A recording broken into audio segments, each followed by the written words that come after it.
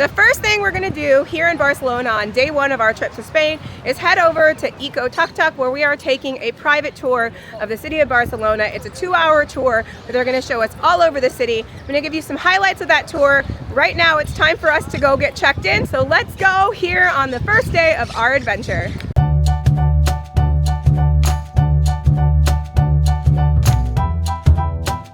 That building in front of us at the end of the road, it's called the Glory Tower, and it was designed by a French artist, Jean Nouvel, but inspired, if you have been in London, to the Gothic Tower. It's very similar, do not say it's copied. Okay. And why it's one of the just few skyscrapers, the few skyscrapers that we have, because for many years we have allowed that ban to all the city to have buildings higher than the Sagrada Familia. This part you are going to understand, especially in the second part of the tour, because I'm going to bring you into gorgeous landscapes, and you are going to see those kinds of buildings like the Glory Tower, the Sagrada Familia popping up from the landscape. Okay. Nowadays, these buildings are like offices, like Meta, Google, and they have interesting technology in the windows, some sensors that can detect the raise the temperature. And when temperature raises a certain level, the blinders automatically shut down. That's why, for example, during the day, if you look at the tower is the same, but usually those windows are changing for the colors. Oh wow! So that's nice, I think. And now we're going to see before the Sagrada a gorgeous heritage from Moorish.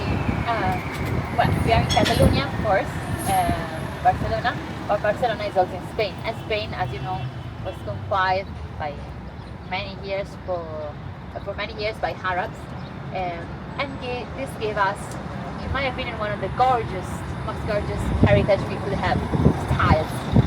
Okay. So on your right you can see this building, which is called Arena. It's tricky, so for sure it's not what you're thinking, but you can try to guess if you want. In your opinion, what this building could be used for? Yeah, arena, I would think like a sporting game, like soccer. Correct. Okay. More ancient, more Spanish, more angry animals. Oh, like bull? Like bullfighting? Correct. Oh, interesting. You would never say just by the aspect of the architecture, but yes, that building called La Monumental was a bullfighting arena. And I say was because in 2010, the Council of Parliament approved a law that banned this kind of event. So basically no more this kind of bloody events in Catalonia, but the rest of Spain, unfortunately, they're still doing. So what's interesting about this arena, that has been converted into a music palace. So you still can visit inside, and inside it's gorgeous because it still looks the same, just a different use. Still the ground, the sun in the ground, the stadium seats. But for example, the last time I went there was for Halloween. And spoiler, Halloween is not the same thing that you celebrate in the year. So I was really thrilled to dressing up and cool. doing the food truck and doing the music was absolutely amazing. And I'm going to show you two of those buildings. This was the first one, and the second one is the second part of the tour. Okay. And from this perspective, we can see very well all the towers of our gorgeous Sagrada Familia. Sagrada Familia means the Holy Family, and for sure, it's the masterpiece of Anthony Gaudi. And just in case if you're wondering, that grua is not because it's under reformation, it's still under construction, and that's great. Because talking about history, the first stone was laid in 1882. Gaudi took the project in 1883, just 1 year after, and we are still here. And also, you can see the big tower in the middle of the first tower, and surrounding the first tower, 4 towers on the posts that you can really easily spot for the wings. And we are going to see better that part.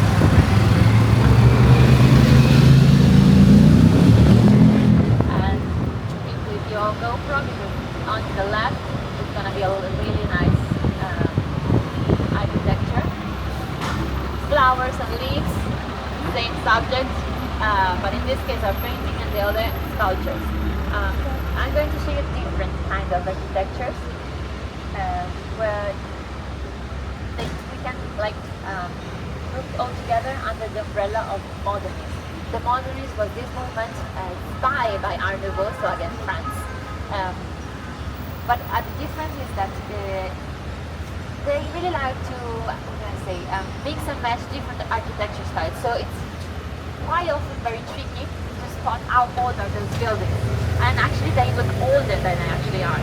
For example, that building was built in 1903. For us it's not that old, but looks like. This one is super nice. Flowers and a light blue surface, like an example of old graffiti.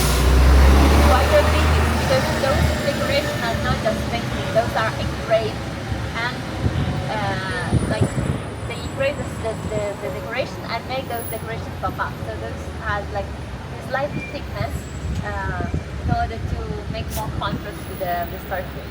You can find thousands of those decorations in the city. So my suggestion is always try to, well, first of all, look at your belongings because we have lots of these.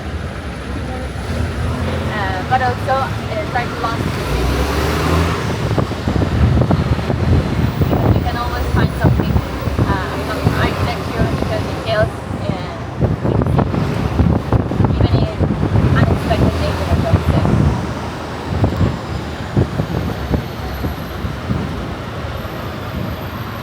I know, yes, we're going now to visit the Sagrada Familia. So, are you going to visit us inside? We are going to go to the church. The church, yes. Church Okay. today at 5, but we didn't get tower tickets. We just Okay. got the regular tickets.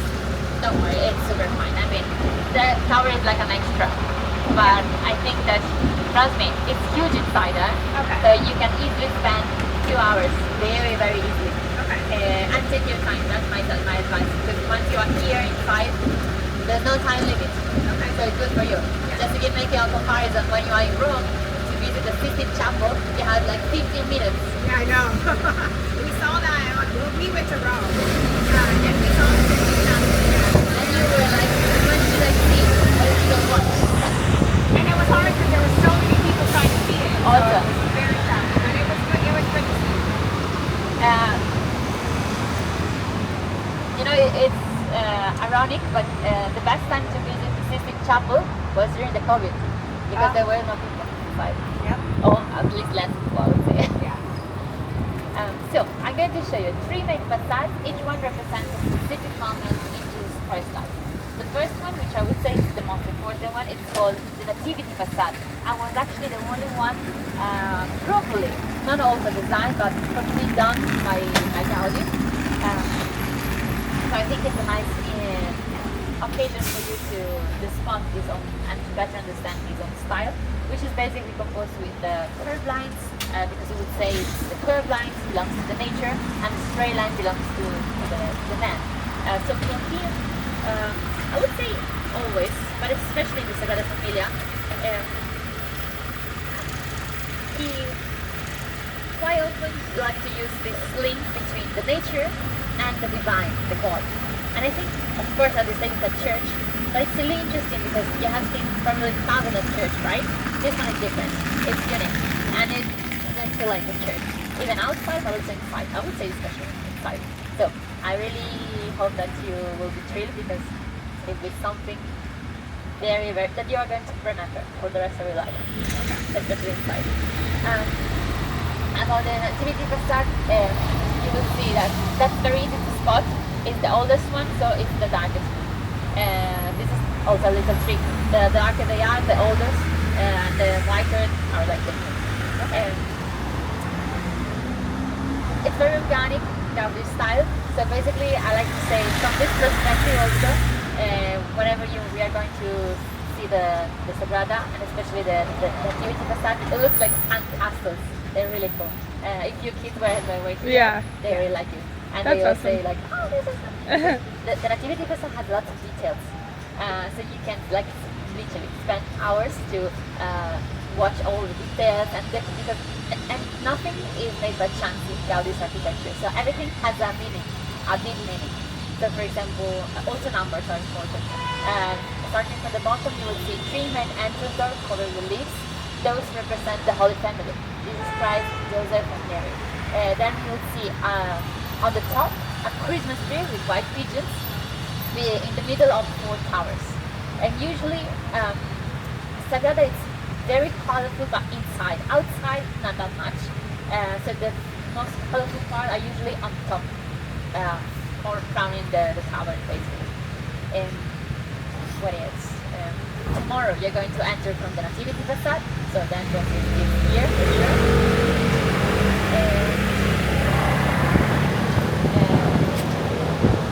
Other details that you can add about this. Oh, will be on your right. So I don't know if you want to take some videos, maybe you should. Exactly.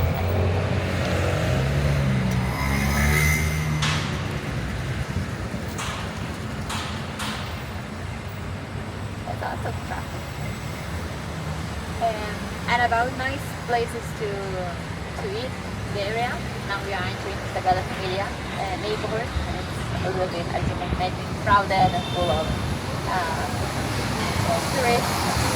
I would personally recommend, for example, Simona branch. Really nice, this one. My favorite, for example, dish is like provolone cheese, melty provolone cheese, which is delicious. Okay. I know, here we are. Okay, so you can see the tree of life, or the Christmas tree, between the two columns. And on the left, crowning all the pinnacles, we have lots of fruits. Different fruits for different facades. This one are the fruits of summer, and on the other facade you will see the fruits of the winter.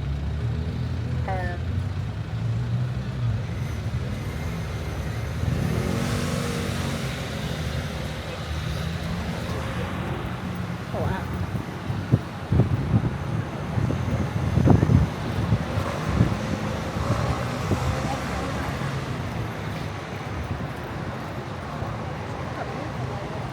Beautiful.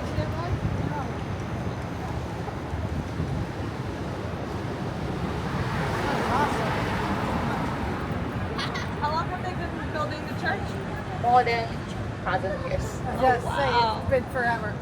They keep adding and adding to it. Correct. I was here in 2011 and they were... Will it ever be done? Probably, yes, I would say. For sure, by 2026, they should be able to finish the Jesus Christ Tower.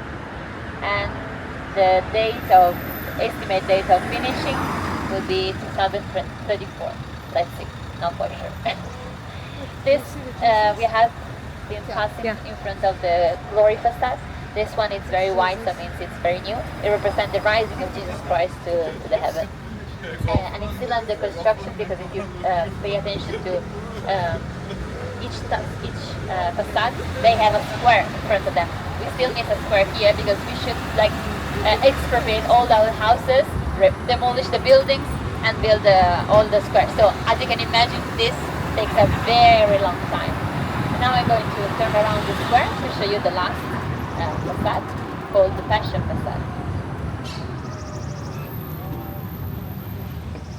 So, just by a quick look, you will see how different are those two facades. The Nativity one is full of details, it's all about curved line. This one looks there, empty, compared to the Nativity one. Why? Because the main theme of this facade is the death. And what better way to represent the death rather than the sense of the emptiness? And also, that part was designed by another architect, now Gaudi, following Gaudi's project. So you will see that this is all about straight line. Also, the time of history was different. That sculpture created the sculpture during the Cubism. So to give you a reference, imagine Picasso. So as you can imagine, it's very, very different. And now we can see very well towers. In the middle, Jesus Christ Tower.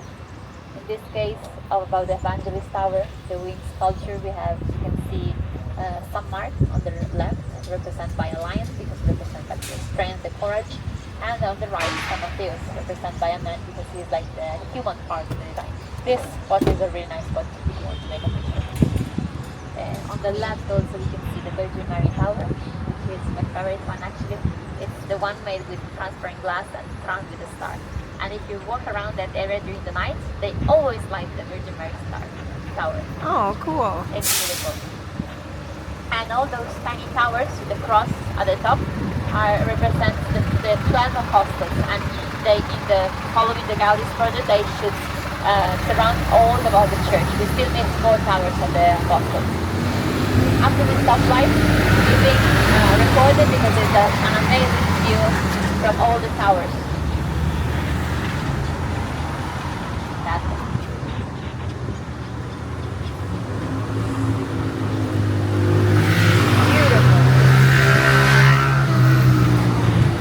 And now you can switch the camera to the other side because now we are going to see the activity and the fashion facade.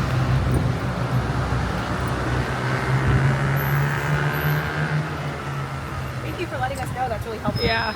Don't worry. I'm here for this.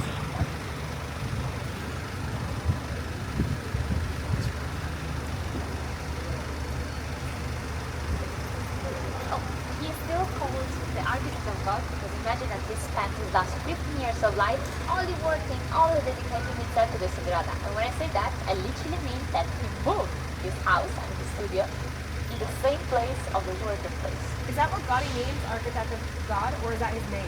No. It's like the nickname of people. Oh. People still nowadays refer to him like the architect of God. It's like his nickname. Oh. It's not the meaning of the Gaudi just means Gaudi. Okay. I If hear. that was the definition. Okay. That they giving him this nickname because imagine all the effort. Imagine spend your 15 years of your life in your workplace. Yeah. It'd be a nightmare, probably. For me, yes. You need a nickname. Yes.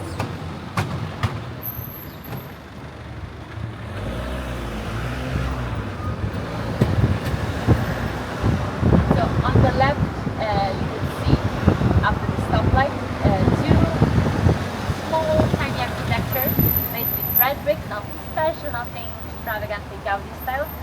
That used to be the house and the studio of him, where he spent many years. Where the blue is? No. After the stoplight. light. Sorry. I have to do this. Okay. This block to come back to the Sagrada. And basically, yes, I'm going to show you. On the top, you will see those white columns, which represent the Jesus Christ bones. And at the bottom, you will see lots of sculptures, which represent the main moments in Jesus Christ's passion. To make you like a super quick summary of what that passion is, that moment in the Bible when Jesus Christ was betrayed by one of his apostles, Judas. Super example, the kiss of Judas. And after that main moment, he was going to die in the tomb.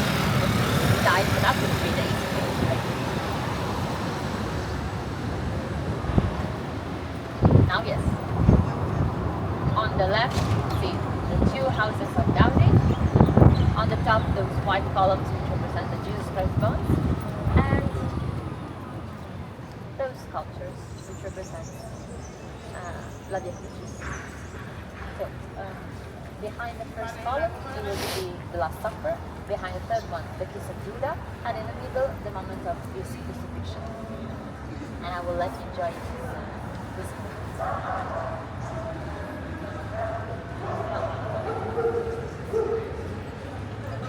Also, just next to the Kiss of Judah, behind the third column, you will see a square with lots of numbers. We usually call that square the magical square because it has this mathematical formula where all the sum of the number, doesn't matter the direction you're reading, always make the number 33 because of course Jesus Christ, when he died, he was 33 years old.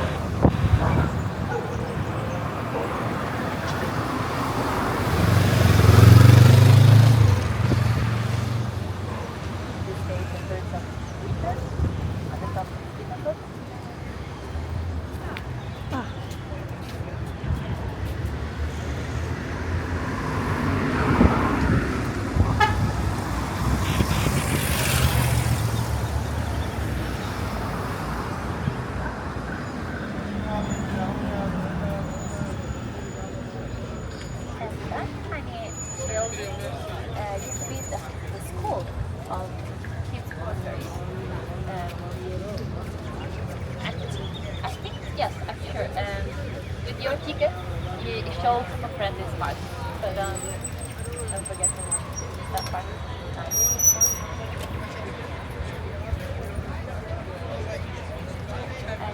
best part, in my opinion, is about the concept of the Sagrada Familia. As I mentioned before at the beginning, Gaudi quite often use this link between the nature and God.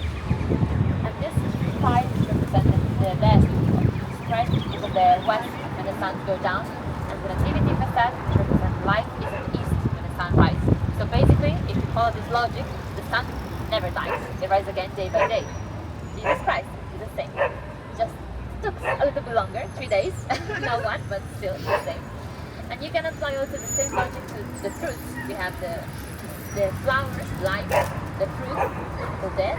But what you have is by the fruits, the seeds. And from the seeds you can start a new life.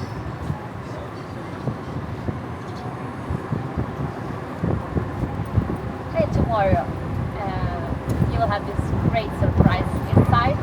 The Sagrada is like, imagine a man-made forest that Gaudi used to, Gaudi create using columns like trees. He split the top of the columns into lots of branches like trees, and combined this effect with the use of stained glasses windows. He creates the same sensation of when you are walking into nature, you look up, and you see the sunshine of the sun passing through the leaves. It's so gorgeous, and it changes during the same day. During the morning, the sun is hitting the nativity facade, so all the Sagrada is colored between blues, greens, cold colors. And then during the afternoon, when the sun switches to the fashion facade, you can experience those explosions of reds, oranges. That's really nice. Oh, that's cool. That's cool. Yeah. So usually I say the best moment is during the afternoon, but doesn't matter because every time it's a good time to visit the Sagrada. We are going in the afternoon at 5. Perfect. That's the perfect spot. Oh, good. Good. So excited to see it. Oh, and don't forget to, I think, included with your ticket should be like an audio guide. A free audio guide. Yeah, thank you. I don't remember if you have to scan a QR code or if you have to download an app. Do it because it's very useful and it's free. Also, this one place is nice. It's called Bristol Cafe, and you can have like coffee, cappuccino, matcha, some drinks also. It's really nice. Very nice. I like it. And something which I found out it's not that common. I don't know why in the US. For us, for example, during afternoon, if I want to hang out with a friend, we don't go to dinner or lunch. We go for a break. A cappuccino and a slice of cake, for example. And we really have lots of these places like this. This one is a place like this. Depending on the time, usually this is general. Places, shops and cafes, bars, they open quite longer compared with the US time. Okay. For example, imagine usually when they have dinner, for example. 6. Yeah, usually. 9:30, 10, 10:30, like quite late. We found that very true in Italy. Yeah. In Italy, we figured Also. the restaurants are always empty when we thought we were supposed to eat. Well, good for you, no? You Yeah. have all the extension of the waiters. Yeah. Yes. Especially with all the kids. When we went to Italy, to Italy, it was just our little families. My family 5, her family 4. Okay.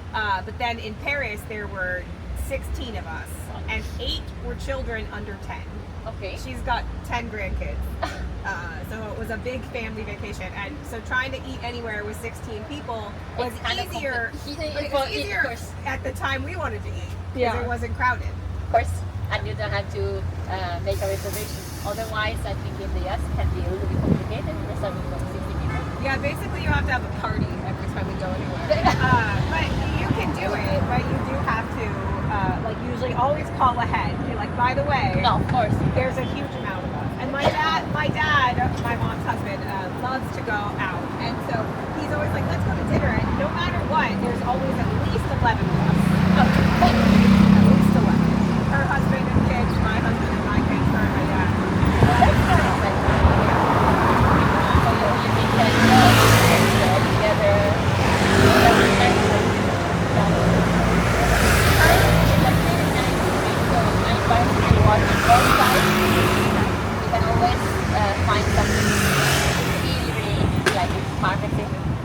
how gorgeous it is. Those two are my favorite buildings on the left. I think the windows, the round windows are extraordinary. And if you want, you can try to guess. Again, this little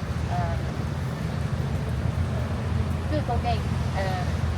Those entrance doors are very high, unusually high. So for sure, people weren't that tall at that century. So in your opinion, what was the reason why they are so tall?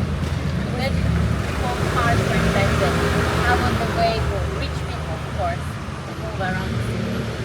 Was it because they needed to bring stuff inside? Yes, but more the stuff like many animals, like horses and cages. Exactly. This one is really nice. You go right.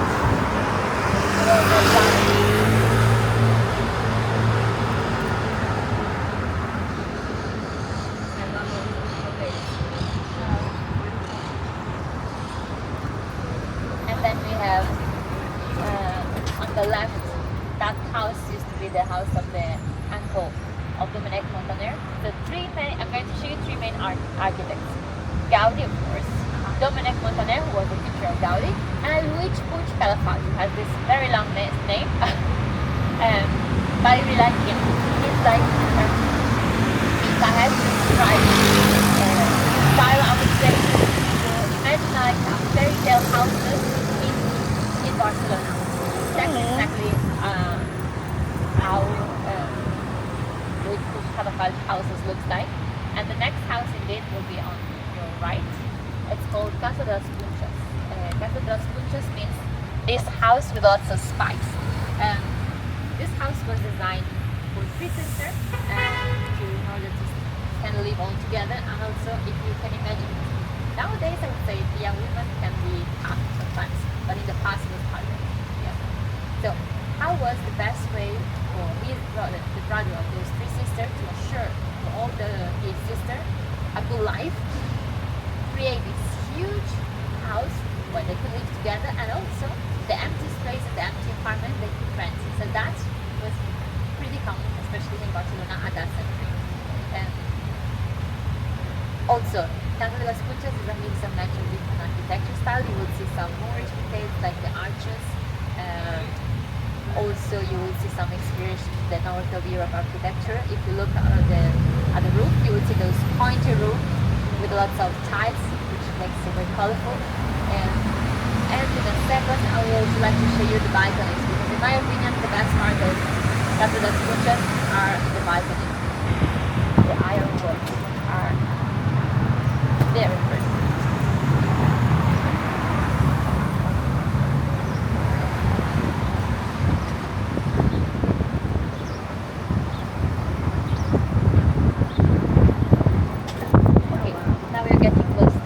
Balconies.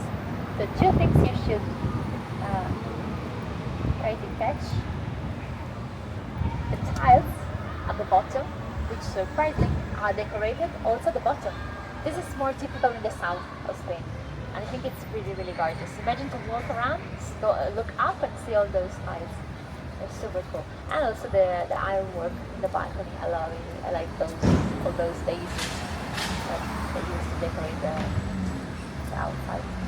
It's beautiful. I guess what's now nowadays? This building? What's used for? Apartment buildings. Could be, no. I saw a restaurant, right? I wish so we can visit. Imagine more like in LA style. Lots of offices.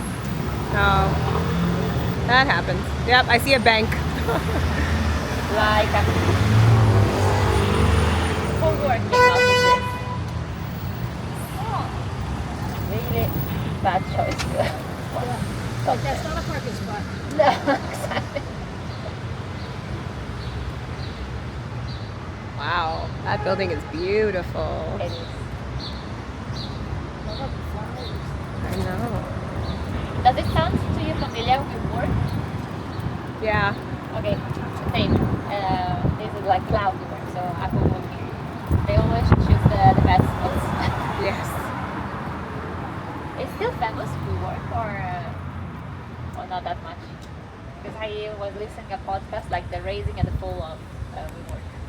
It was a startup that becomes a unicorn. They make the first, they enter in the stock market, and then well, the crash.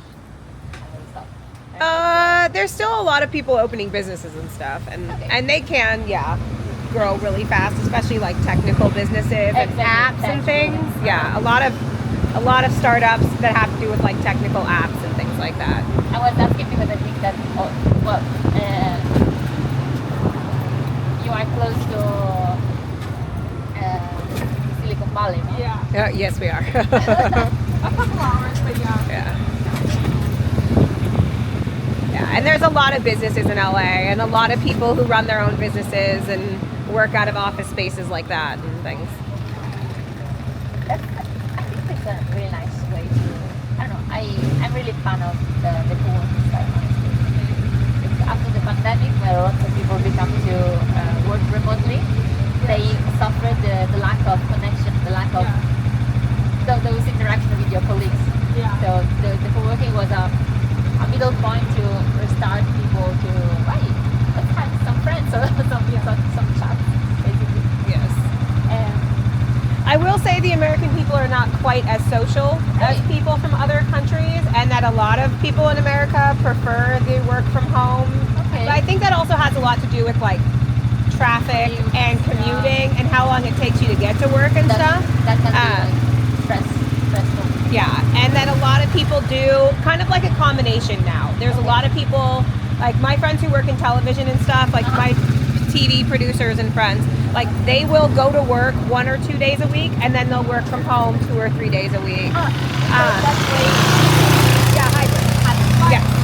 My husband works like 70 miles from home, but it takes him 2.5 hours to get home. Every day. Casa Milà, on the right. Wow, I love the shape of that building. Yes, it's very organic, and it was made by Gaudi, of course. Casa Milà was Casa means house, and Milà was the owner. And Milà, like those three sisters, was a big entrepreneur. So the first floor was for his family, and the other floors were for renting apartments. Okay. Still, the balconies and the ironwork is very impressive. And the best part of Casa Milà is at the top. So I'll invite you to the terrace, and you will see lots of chimneys. It doesn't look at all like chimneys. Oh yeah, oh my god, how different they look. They look like what? Sculptures. Like you can see ice cream. Oh yeah. Oh, how funny. Sculptures. The best part, you can see very well in this billboard. If you have for example, Star Wars, the director of Star Wars was inspired by those masks for the mask of Darth Vader. Oh. So you can tell this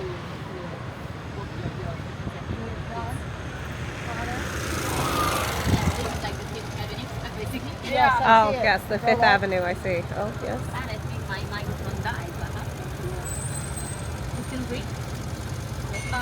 It's green, but we can't hear you anymore. I noticed it.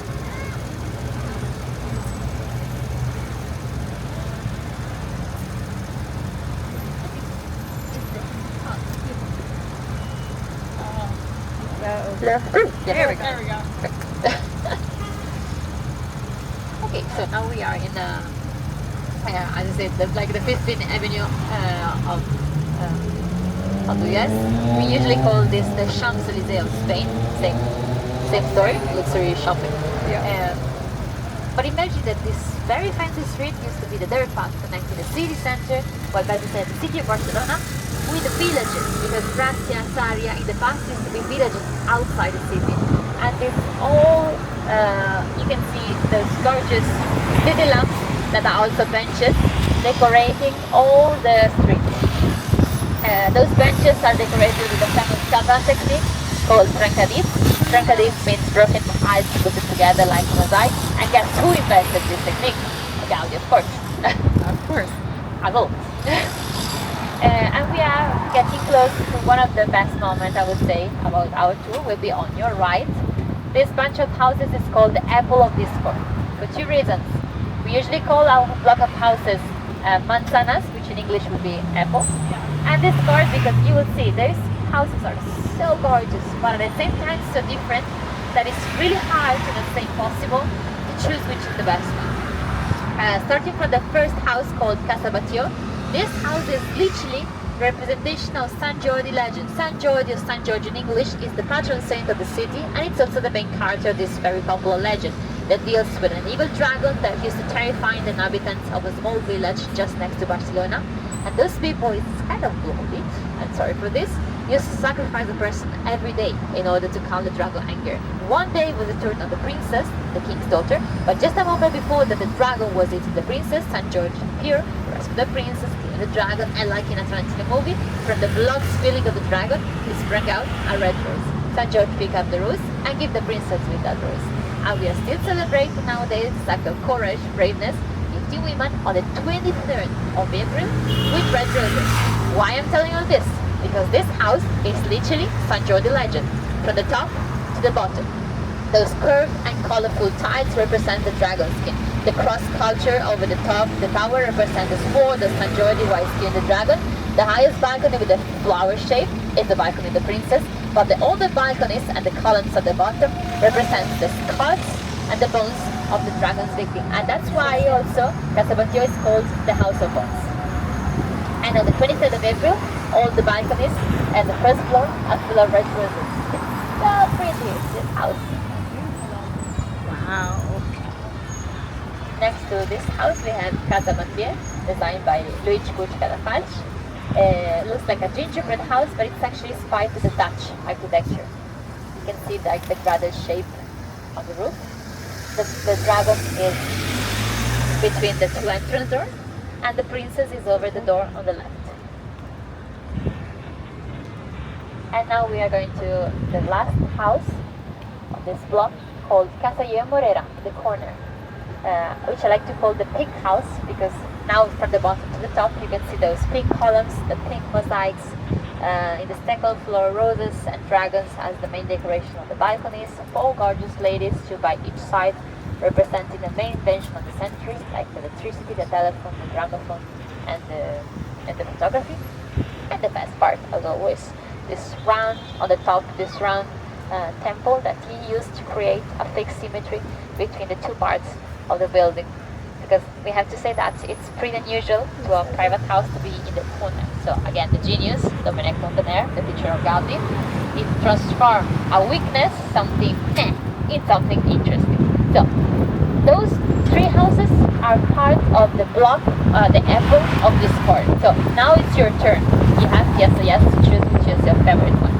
The dragon house, the gingerbread house, or the pink house. Which one is your favorite house? The dragon house. Wow, we have very diplomatic here. We have 2 votes for the dragon house, and what about the back seats? What do you like, Mom? Dragon house, amazing. Well, then There's I think you should also be inside the dragon house. You will like it. There's a really popular book in America right now called Fourth Wing. I don't know Really? if you've heard of this book. Fourth? It's called Fourth Wing, like number 4, and Okay. then like wing, and Okay. it's all about dragons. It's Oh. like a dragon college. It's a really popular. It's my favorite book. It's a really popular book, so I was always going to pick the dragon. Also, Nice. I'm a Harry Potter fan, so I'm always going to pick the yes, dragon. yes. I like the architect of it, and then I thought it was cool that it had what reminded me of, Sleeping Beauty up in the tower. Like it had the tower and so it gave me a Disney feel too. Aw. And then on the front, the balconies, it almost looked like masquerade. Also, masks. Yeah. you're right. They had 2 interpretations. We always stuck with the dragon thing because it's more linked with the San Jordi thing. But you're right, they also look like masks. Yeah. You're right. This is very cool. I think you should do it. This is like Barcelona is like an international city, and we recently hosted a mobile world congress. And this congress is like a ferry where all different businesses like presenting new projects, and that bus is with no driver, and they like experimenting, so you can get a free ride in that bus because they are like launching. Oh. They were supposed to launch this thing. That was for the visitors of the World Mobile Congress, but the city of Barcelona didn't give the permission on time to do that. So they said, whatever. Let's at least let the people enjoy this service. So it's nice. If you had the chance, it's usually do this route from Passeig de Gràcia to Plaça Catalunya and La Rambla de Catalunya. If you had some time, it's nice to. I think it's until today is the last day. Today is Friday, right? No. Today's Thursday. Thursday until Friday. Friday will be your last chance. We are now at the end of Passeig de Gràcia, reaching Plaça Catalunya. So talking again about shopping, yes, I think you should visit that great building on the left called El Corte Inglés. What's El Corte Inglés? Imagine a very fancy version of your Target. That's El Corte Inglés. 9 floors of everything, from dresses, makeups, food, grocery, restaurants, furniture, TVs, whatever you imagine, we have it. Also here it's very eccentric, so it's usually full of touristic, local people. It's a very trafficked area, and we have like big company like of course Apple. Also on the other side you can see the Primark. I do see Primark. Exactly. Take that as a reference point because there is where starts La Rambla. La Rambla is this, of course I think you already know it, this spot. It's that very, very famous street which connects the center of Barcelona with the seaside. That's why it's very famous. But actually we have many Ramblas because Rambla is like, that's the name of the street, this kind of street. We have, for example, La Rambla de Catalunya, which I really suggest you to visit instead of La Rambla. I prefer way much more. Which is just parallel to Passeig de Gràcia, is this one. And in La Rambla de Catalunya you can find lots of shops, also nice restaurants also, which I say are less touristic and like big chains, like Five Guys, Taco Bell. I mean, since you are in Europe, you should try different food. Yes. I guess. That is something we do. El Corte Inglés, is that the English cart? Yes, in Spanish means this one. Okay. Have you started to use Spanish course? Yeah. Duolingo. Yeah. Nice, but Yes. Trying a little bit. okay, if you, I don't know what's your time and what's your, how full is your schedule of this trip, but we also have lots of like speakeasy events here in Barcelona. Oh, cool. Where people are interested in improving their own language in English, and you can go offer your English and you can try to speak more Spanish. Oh, cool. It's a really nice way also to know new, like local people basically. Yeah. It's nice and good. And usually those kind of events are like in nice bars with nice cocktails, so Yeah. nice locations. We're now reaching Plaza Universitat, and since now we will start our second part of the tour. So you will see that we will go a little bit further, I would say, from the city center. But I will bring you to the Montjuïc Mountain. Why Montjuïc Mountain is so important? Well, it's a huge park full of lots of gorgeous things. So for sure, my suggestion is visit again properly. And the second thing, this should be useful for you to remember. Remember the Sagrada Familia, the big tower in the middle, that's the Jesus Christ Tower. When the Jesus Christ Tower will be finished, luckily in 2026, the Sagrada will be the highest church in the world, but smaller than Montjuïc Mountain. And this is why, because Gaudi was very respectful about the nature, and also because of course for him, the nature represents God, the divine. So he would say, my work, I'm a man, and my work cannot surpass the nature work, or in his vision, the God work. So I think it's really nice. Again, talking about numbers, for example, Sagrada Familia, when it will be finished, will be like 173.5 meters, and Montjuïc Mountain, which is a hill, 173. So it's just slightly smaller than Montjuïc Mountain. And Montjuïc Mountain, it's really nice because you are going to see all the city of Barcelona. And if you are into like hiking or be more in the nature, I have other two suggestions which are called El Tibidabo Mountain. Tibidabo Mountain is a mountain here by the seaside, by the city of Barcelona. And during our first stop, you will see this big antenna. That's the Tibidabo mountain. And you can reach the Tibidabo mountain by public transportation or by taxi. By taxi, super, super close. It's like just 20 minutes in taxi. By public transportation, a little bit more, like 45 minutes. And my really favorite one, but this of course depends on you, it's Montserrat. Yeah, we're going there on a day trip. Perfect. Good choice. I love Montserrat. I think you're going to enjoy it. It's super I wanted to ride the unexpected. cable car.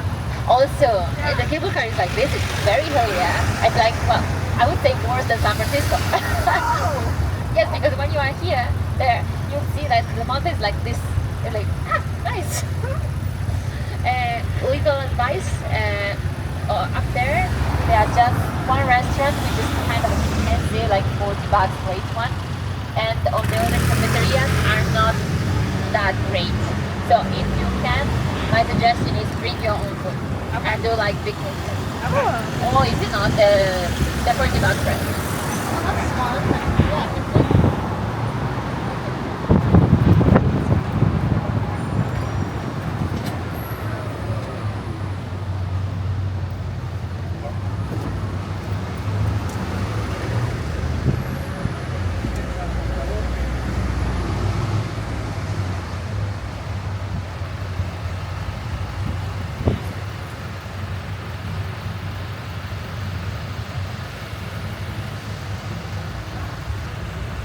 And in LA, the landscape are like also, you have mountains, lakes, Yeah. seaside of course, but about the We have hills. mountains, yeah. Like, Okay. we have a mountain pretty close to us. We can go like skiing and snowboarding. Okay, nice. It's a couple hours outside of LA. LA is mostly like Los Angeles itself is a lot of very tall buildings like this, and some suburbs with kind of smaller houses in the area. Of course. But then you can always drive an hour pretty much in any direction and find a lake, a beach, or mountain. That's nice. Yeah. So you have the nature part pretty close, you would say. Yeah. You can get to the nature very easily as long as you're willing to sit the traffic. And that could be an interesting question. For example, you said you have a family and kids. Usually family and kids live in apartments. In the city you say you have lots of skyscrapers of apartments, or in the suburbs with houses. Yes. Suburbs. We all live in the suburbs of Okay. houses. But In LA, most people who have kids, Uh-huh. if they have a choice, they would pick a house with like a backyard and like outdoor space for the kids. But there are lots of people in LA who live in apartments as well. Okay. But most of our family and friends are in houses with backyards And we have pools. and pools. Oh, nice. Yeah.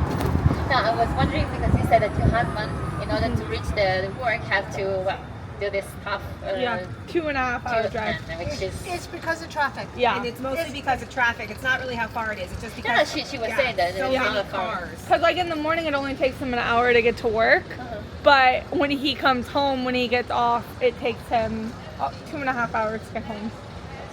Yeah, it's probably the worst part for him is the drive and how long it takes and how much traffic there is, and yeah, it's not his favorite part. But in April he's starting a new location. He'll be much closer. Yeah, so he'll be like 20 minutes instead of 2 hours. And because it's kind of far, well, not far, but it has this difficulty to reach the workplace. You couldn't ask for like a flexible hybrid job, He's a construction worker. definitely not hybrid. Yeah, Okay. yeah. I wish. He's got to do that in person. Yeah, I wish, but he's yeah. His I've always asked him like, can't you work from home today? He's like, Seriously? How would I work? he technically is like one of the higher up managers. So the bigger problem is just that he manages a team of guys underneath him, and so he has to be on site to manage the work and make sure that the work is getting done properly and safely. And so some days, if it's an emergency, he works from home ordering material and answering emails and things like that. But They can do its main task by home. I see. yeah.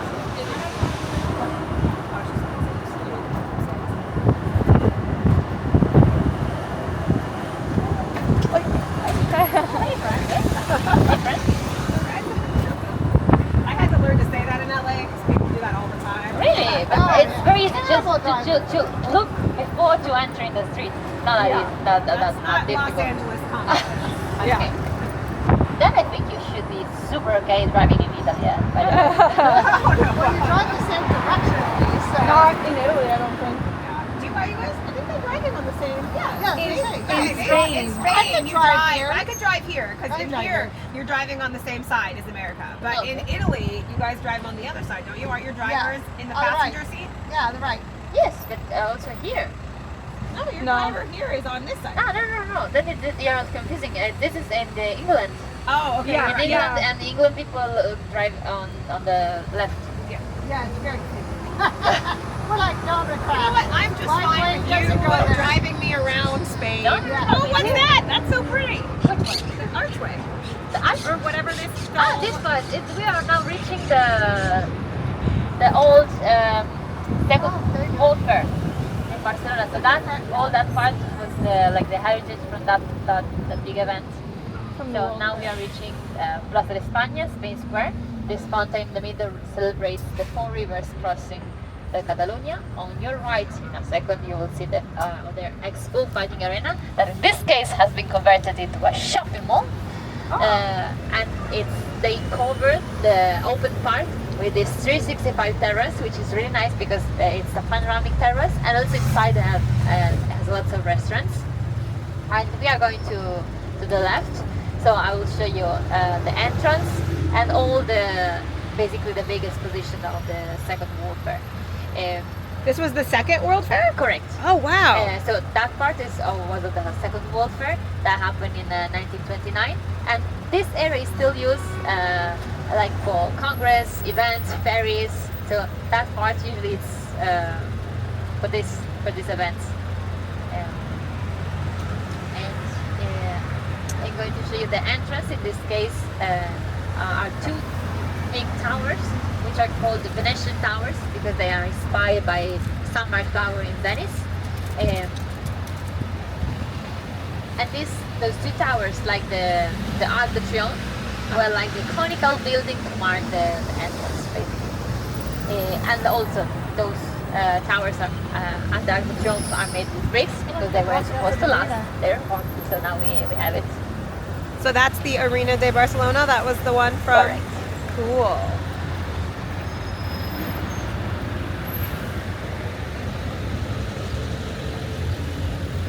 It looks very Moorish.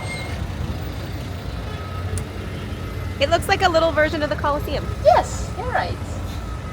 Well, basically all those arenas are at this round shape.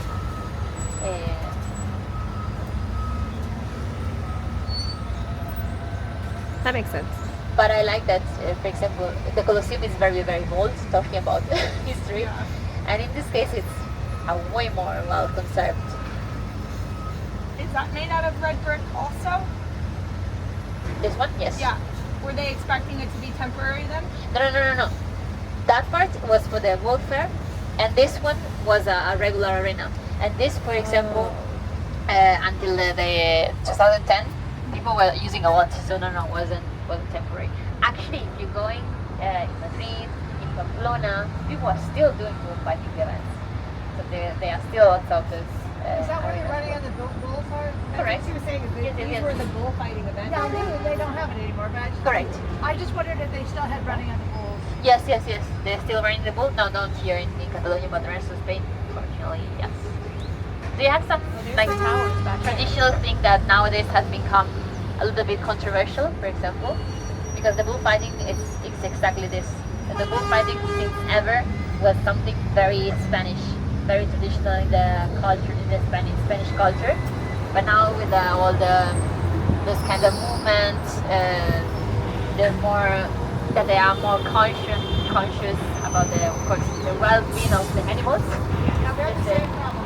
You have the same problem. But we have Yeah, we had a problem like that with like SeaWorld, where Okay. we had like large mammals and whales, and people were saying it's not safe or fair for the animals to be in there, and so they've become less and less popular to breed animals and keep them in Or- captivity. Yeah. Do they do shows for them? They don't do that anymore. Okay. They have them jump out of the water. They don't do anymore. They don't Okay. ride them like they used to.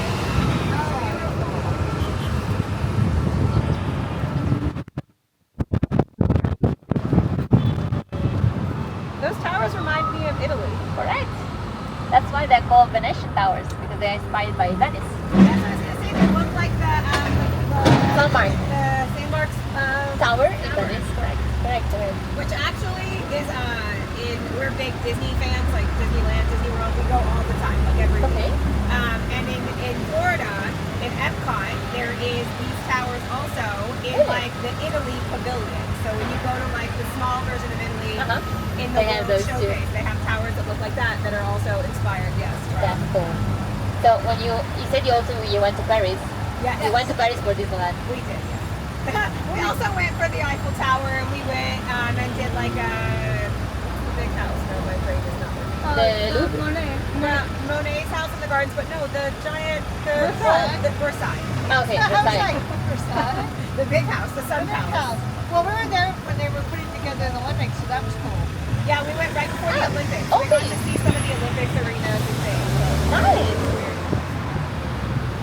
The opening of the Olympic Games were a little bit weird, I would say. I don't know what you think. Very strange. Straight, no, yeah, straight, no?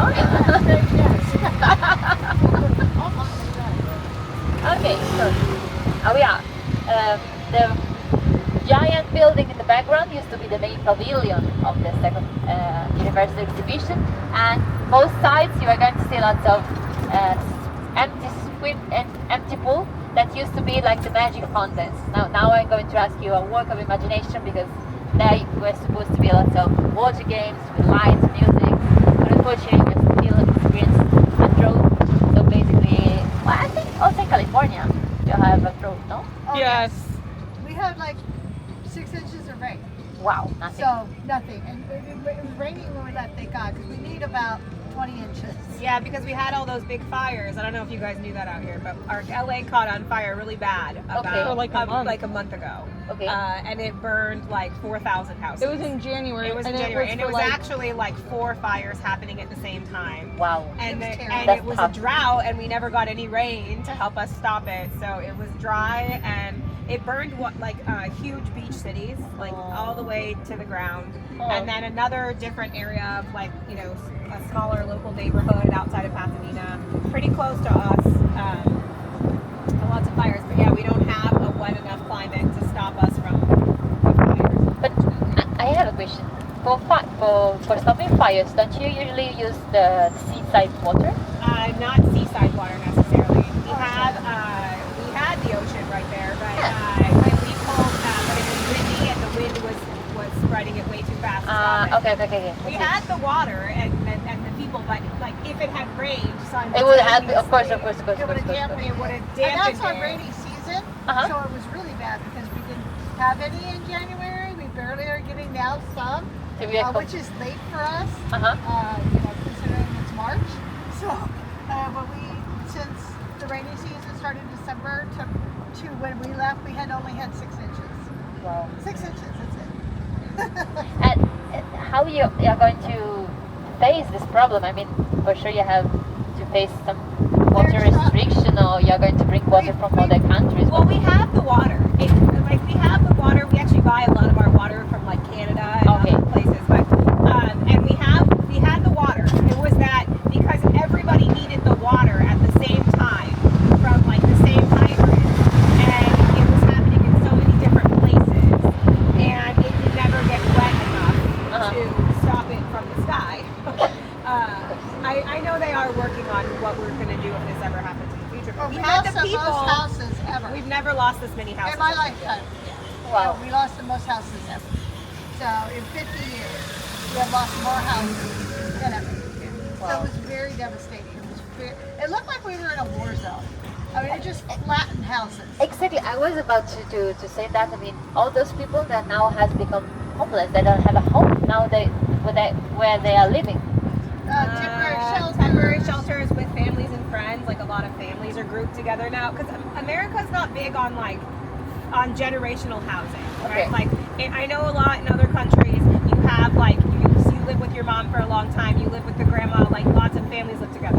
In America, when you turn like 20, you get Go. your own house. you leave your Literally. house. So a lot of people are just back with their family. Okay. Like that's where a lot of people I know went was just back with family members Because or like friends.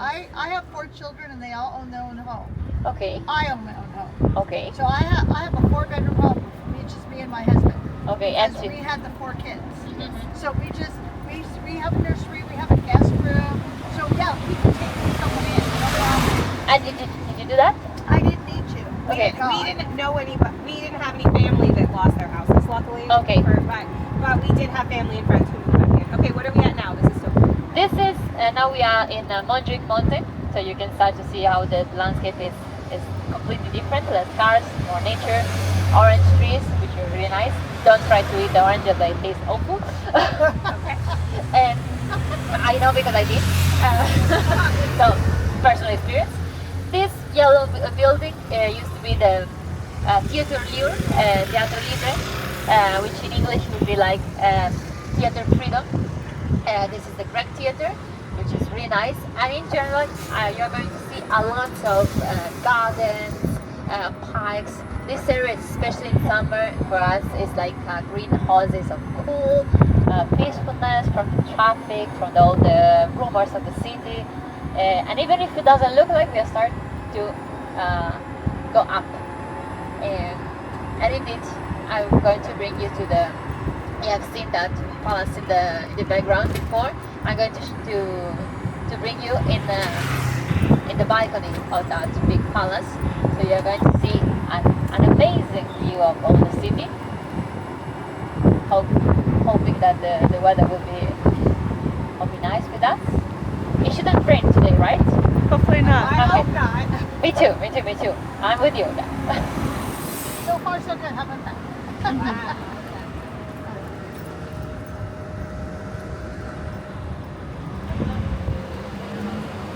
Here we are. So over there, you can see the Tibidabo. That place that looks like a Disneyland is actually a church.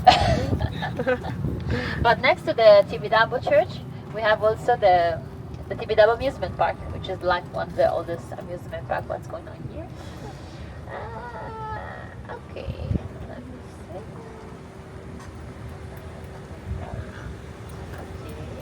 Is that normally where we go? Yes, and we are still going. Just be safe Okay. and avoid this group. Okay. Okay, an important thing, I'm going to. This is the halfway point of our tour. It's been really fun touring Barcelona. We have a great tour guide. And now we got to get out of our little tuk-tuk vehicle and take a look at a beautiful view of Barcelona. Here's that beautiful view of Barcelona. Now we're gonna go take a look at this palace and then get picked back up by our tuk-tuk driver. We've taken a stop here in front of this beautiful National Art Museum that's in this incredible palace. And not only is this actual building beautiful, but there's also an incredible view of the city of Barcelona.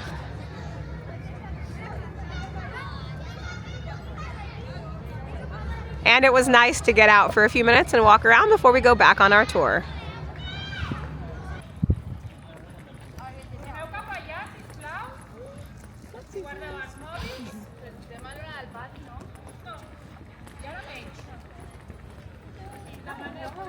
You will see after this bridge on the left down some stalls with horses.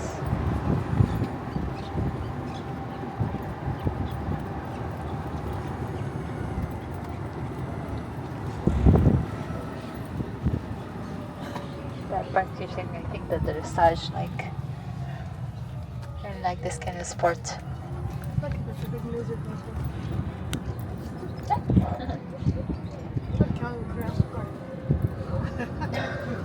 Is this a theme park or whatever? This is something very changed. There's nothing.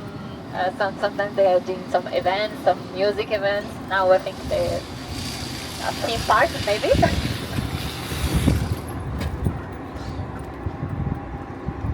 And I don't know if you have spotted, but when you were in the terrace, on the right you may have seen also they are doing like the best burger in Barcelona.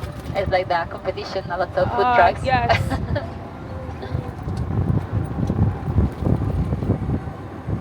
So many little parks for kids on. In this area, yes. But something which I always complain, I think, that kids should play in the grass, not in the sand. And here we don't have so many parks. Like for sure you have lots of parks in that sense. Yeah. We have a lot of those areas in the city where you have like the sand or the shrub, which is soft, so they cannot get hurt, but still it's not the nature. Yeah. Also, if you have a dog, for example, you said you have like your backyard, you have your garden. Here in the city, it's like complicated. That's why, for example, the dog lovers always like to bring out the dogs here, so they can run free. Well, we are now entering in the third and big event of Barcelona, the Olympic Games, 1992. This huge antenna was designed by Calatrava. Well, you have been in Venice, so Calatrava is still alive, and it's an amazing architect, modern architect. And besides its modern aspect, the torch shape, because what a better symbol rather than the torch to open the games. And besides its modern aspect, at the bottom he put lots of truncadates, those broken tiles put together like a mosaic, because he was honoring Gaudi, because also Gaudi was another Catalan artist. Behind this huge antenna we have Palau Sant Jordi. Palau Sant Jordi also used to host some sports during the Olympic, and nowadays is a music palace.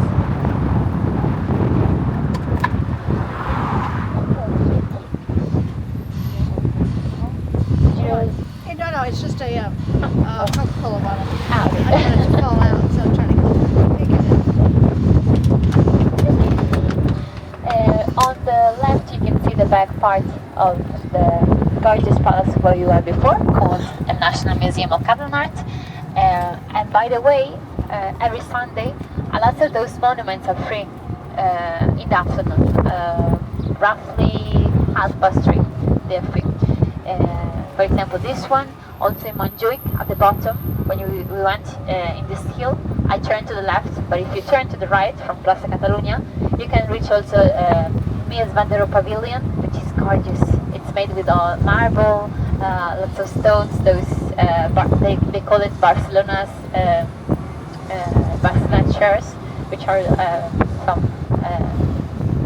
chairs, design chairs basically, and they are really fancy.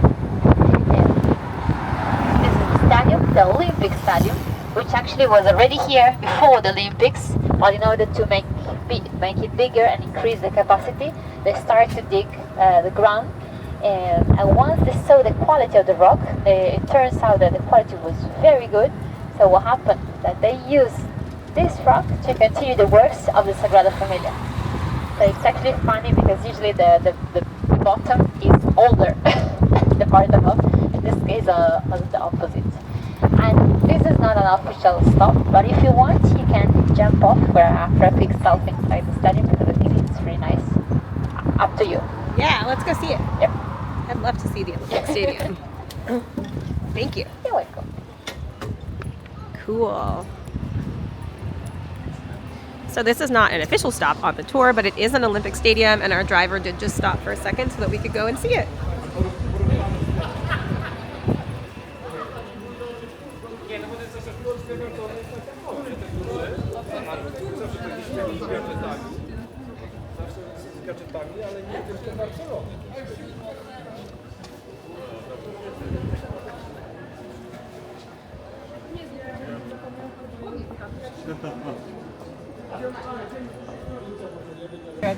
Oh no! They're coming to the United States. Oh, really? When? Yeah, Long Beach next time. Yeah, 2028 Olympics are back in Los Angeles. Wow. I think you are super thrilled because this means there are lots of cash flow for the city. Yes. Oh, yes. Nice. I got to go to the last one at Long Beach. In 84. Okay. And Yeah. do you still have some buildings? Yes. Yes. Okay. And they're going to remake and reuse some of those same buildings in 80. Perfect. Pool, That's it smart. has a pool for the swimming. They have the track. I was wondering, because you said you also have mountains pretty close. Are you going to also the ski? Yeah. Oh, she snowboards. No, but No, for the Olympics. Oh, I don't think so because Winter Olympics are usually every other year. So usually Okay. like in the middle. So we have never hosted the Winter Olympics in Los Angeles, I don't think. our mountains are not. Our mountains I don't think are big That enough. was my question. Not unless they go to Tahoe, but it wouldn't be in LA. It wouldn't be LA. Okay. On your left, you're going to see Joan Miró Foundation. Joan Miró was a really cute artist. He was a painter and a sculptor. And if you like, for example, Matisse, he's more or less in the same style. That's usually the best spot for the kids. And that sculpture over there, for example, reminds me of Wally. Yes. I was just thinking that. And if you, maybe you have already spotted, in the city we have lots of Caixa banks. It's a bank, open bank, don't not ever open your bank account there. But it has a really nice logo with this cute light brown star, blue star, launching some coins. And it's pretty, I'm gonna say, disruptive and unusual logo for a bank. Because that logo was designed by him. Oh. It's nice. I remember when I moved here, I was like, that's very strange, like a logo bank. And now then I found out why. Yeah. This is nice if you're not afraid of height, of course. That is one of the 2 cable cars that we have. This one leads you to the Montjuic Castle. It's a circular trip, so you start from here and you will end same spot. Usually I recommend this activity mainly during the summer because I like to suggest another after funicular, after cable car activity, which is a bar, a restaurant bar on the left called the Sal's Terraza Bar. And I will invite you, and now we're going to pass just in front of it, and I invite you to see that terrace because the view is absolutely amazing. But even in winter, maybe escape the terrace part and try to catch one of the last rides synchronized with the sunset, so you can catch the golden hour of Barcelona. Because our sunset is in the mountain and our sunrise is at the seaside. Okay. Do you have the same or on the opposite? It's kind of parallel. Okay. Like, our sign doesn't I don't know, it doesn't set over the beach, it sets, Okay. it's like, that's not the side where the sun sets or rises. Okay. Yeah. So if I'm at the beach, what can I watch? If you're looking at the beach, the sunset would be to your left. Okay. If you're looking at the water, and the sunrise is on your right. Okay. So you can see both. You can see both from the beach. Okay. Yeah. Nice. I like also this middle point. Yes.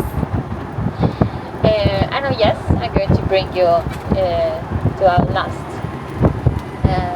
stop, which is called Miramar Terrace. Miramar in Spanish means looking the sea. Okay. And the name of this terrace, this terrace took the name from the hotel, actually, the Hotel Miramar. And this is a nice spot because you can see very clearly all the city skyline. And in this case, I can came here also with you for the first part, so I can show you what you are actually looking and explain you a little bit. Okay. I have more jacket.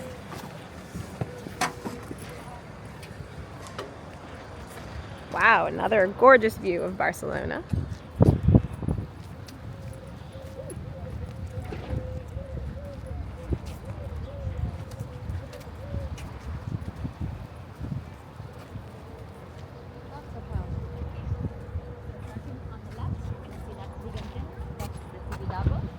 Also, over here you can see the seaside. So we're going to take a walk over there and take a look at the ocean on this view spot on our tour.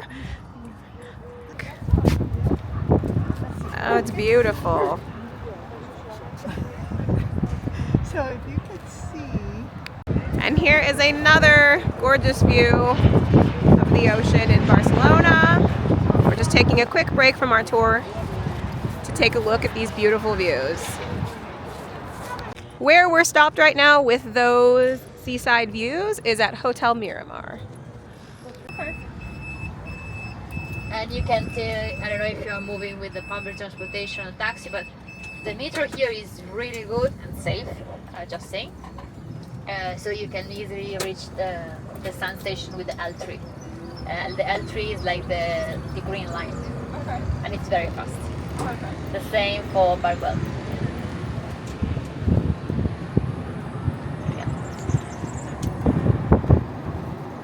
If you are feeling cold, tell me. I can put those down.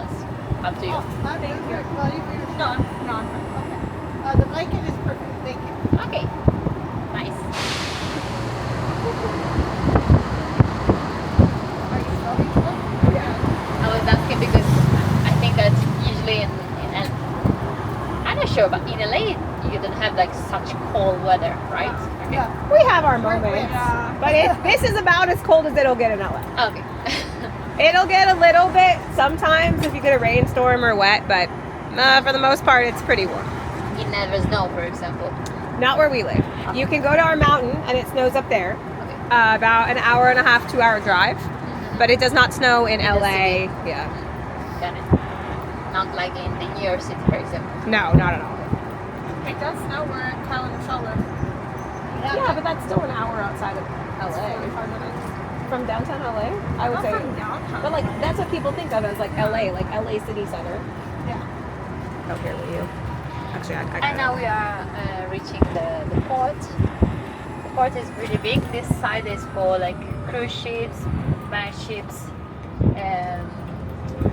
Over there you can see the W hotel that we also call the sailboat shape hotel. That's this very unusual shape. Oh, cool. Oh yeah. And today there's no cable car, but usually this is the red cable car, which is very useful because connects the port of the city with the terrace where you were before. Oh, And that's what cable car from a hotel. Very. I was looking at cable car. Does it only run seasonal, the cable car? no, the cable car is open every day, so that's why maybe today there's no traffic. Because usually it's used mostly by the cruise ships. Imagine the cruise ships right there. They take directly the cable car and reach the Montjuic. It's the fastest way to reach that mountain. Otherwise, again, you can use the L3 parallel, and then you have to take a funicular. Yeah, we came to Barcelona. Uh-huh. We stayed and then we took the cable car to the port. Ah, see? Yeah. That's why I said, they have it in port? That's what we, it was so easy. Yes. So, But wait, I still have lost a part. You take the cable car from your hotel. yeah, So your hotel was in Montjuic. it was, no, it was in here. I was here. Okay, Yeah, okay, it was okay. here. Got it. So I never been to Madrid, just Barcelona. No, but mom, that upper area is what she's talking about. That mountain area. Oh, gotcha. Now we're reaching Christopher Columbus, pointing. He was supposed to point in the US, but turns out that he's still lost. Yes, the US are the opposite part. Inside this lightning column, they have an elevator that you can take to reach the top. And just below the statue, they have a circular terrace, which is a really nice area to watch because you can see the seaside and you can see also all the city center. Because Christopher Columbus also is the end of La Rambla. So La Rambla starts from La Primark in Plaza Catalunya and ends here. If you're not vegetarian, of course, I also like always to suggest there's in the middle of La Rambla we have a famous market called La Boqueria Market. And in La Boqueria Market you can try the most famous ham of Spain. It's called the Iberic ham of the Lota. It's really good. And the whole experience would be like you should try to find a place where they have the entire leg of the pig they cut in front of you and they serve. And the meat is so see, there's that cable car. Oh. Yep. There he is. Yeah, and the meat is so soft that when you are eating, just with the heat of your mouth, it's like there's a scent when melting. It's incredible. Those wires are part of a modern sculpture called the Sea Waves of Barcelona. If you follow those palms on the left, you can see also some old ruins of the ancient walls of Barcelona. This building on the left used to be the old shipyard. They mentioned that the sea in the past used to reach that part. Nowadays, of course, has been modern. And this in front building is called the tax building. So if you look at the top of those columns, we can still see the crown and the flying bats, which are the symbol, both are symbols of Madrid. If you are going to come back again also in Passeig de Gràcia, remember the city lamps with also the benches at the top. You can still see again those crowns and the flying bats. I think we choose very well to reach out to Madrid, because it's a nice contrast. Those cities are still in Spain, close, but completely different. You would see. For some parts it's nice Barcelona, for others it's nicer Madrid, I would say.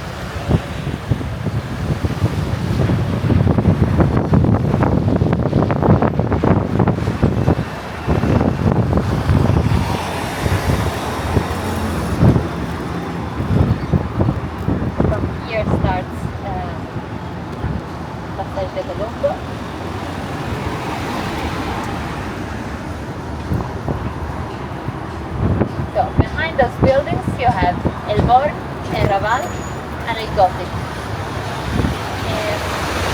El Gothic is more historical. It's where you have the pointing church. El Raval is more like local shops, La Rambla. I'm not a big fan of El Raval, honestly. Especially nights can be not dangerous, but some areas sketchy. And El Born is nice. Is the part of historical Barcelona closer to the seaside, to the beach.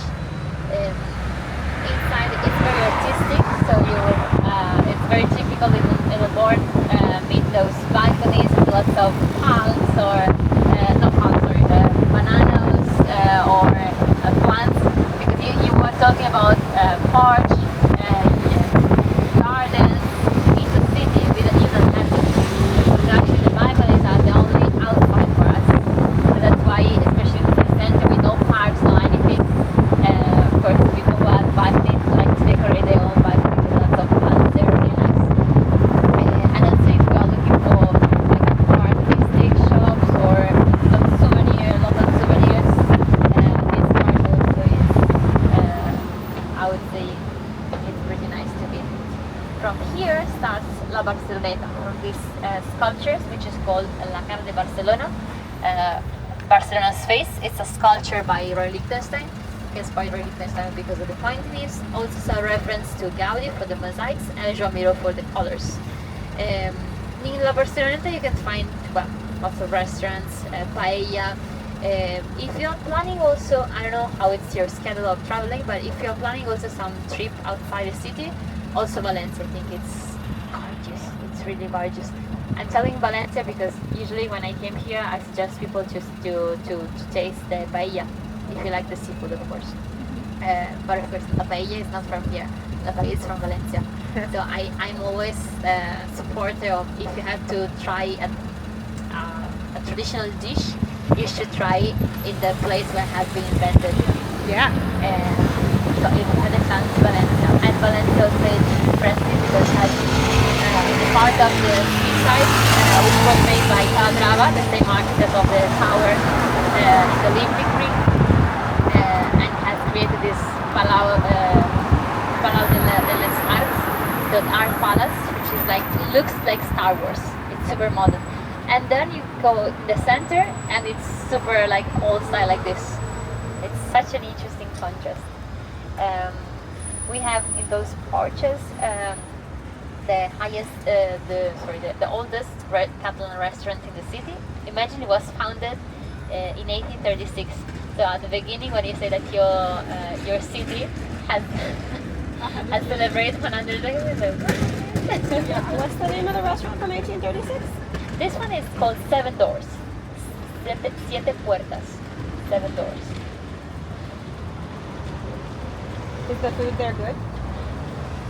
And the other things, my personal opinion is a little bit overpriced for the quality, but of course it's the traditional stuff.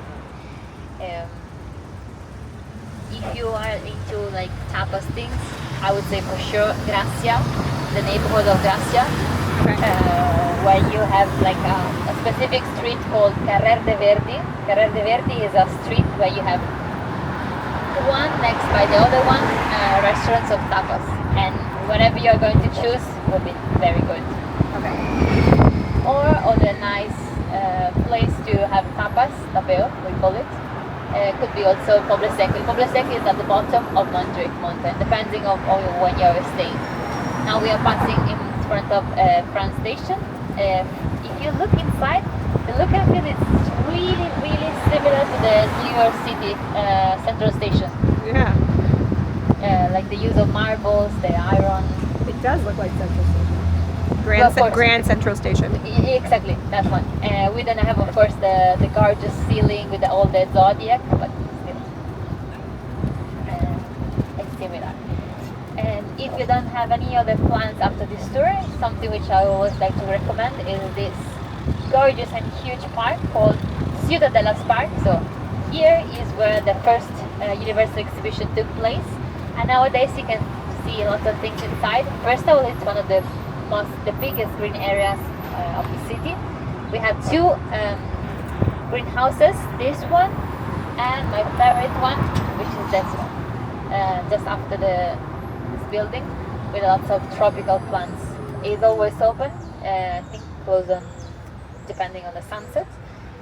The park also is always open. It's free, of course, and inside you can see also the Catalan Parliament, the zoo, this giant fountain with a fake cascade, a fake sculpture of a mammoth, in general lots of animals like ducks, and let me see if I can spot some. No, but you can hear those very noisy sounds are from the green parrots. They have lots of tiny green parrots which are super cute. And they are of course imported from Argentina, they are not native. But I started thinking it's super funny because there was someone who adopted like a pet, but they were very noisy, so they just released those parrots, and those parrots spread everywhere basically. Wow. But I usually like to do this comparison, like the squirrels in New York City, the parrots here. If you have some food, they are very friendly, they are not afraid of humans, so That's the greenhouse? It's beautiful. This one, it's called the Castle of Three Dragons, was designed by Dominique Montaner. And that one was like the cafeteria and the restaurants for the visitors of the exhibition. Nowadays it's a museum. And for example, during the year we have some special days which we call open doors days, or 40 hours open doors days. But basically those places which usually are not accessible to the public open their doors, and it's extraordinary. This also with the private houses. It's extremely interesting. Imagine in LA, some of your neighborhood open their house and let people come inside. Of course, there are like gorgeous houses with design furniture, some historical buildings, but still, it's impressive. And we are coming back again to the Arc de Triomphe where you start at the beginning. Those city lamps are from the same architect we already met in Passeig de Gràcia, Pedro Paquet. And after the stoplight on your right, you're going to see a very fancy Justice Palace with lots of decoration flowers.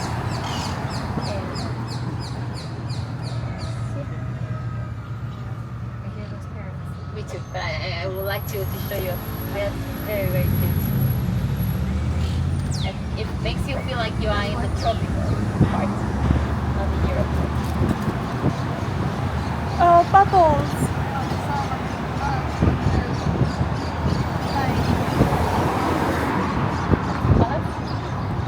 Yeah, I saw her.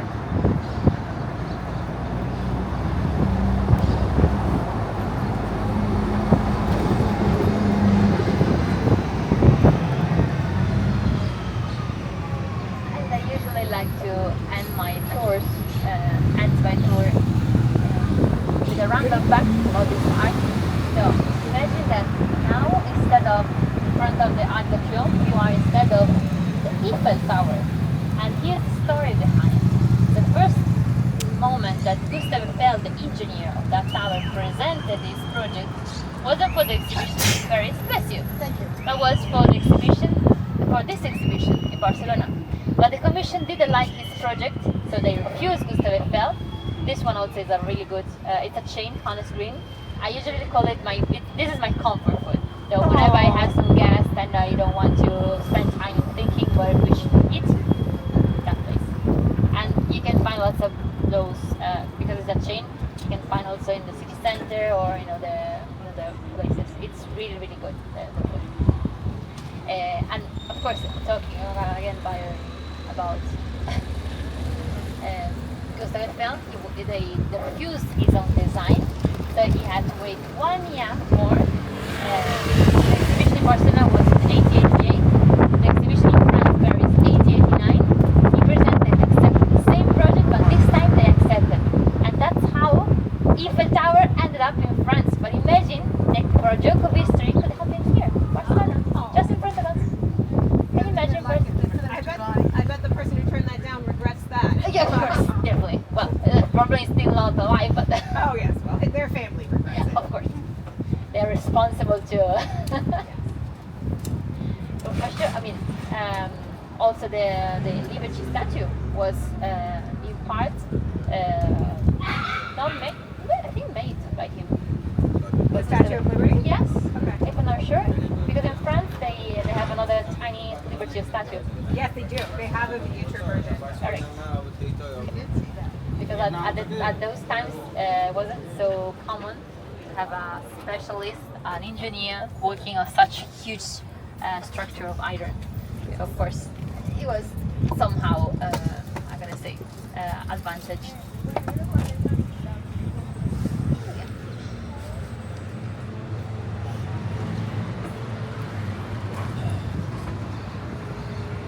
Usually when I have families and I am in this part, I say, okay, the last roller coaster. And I say,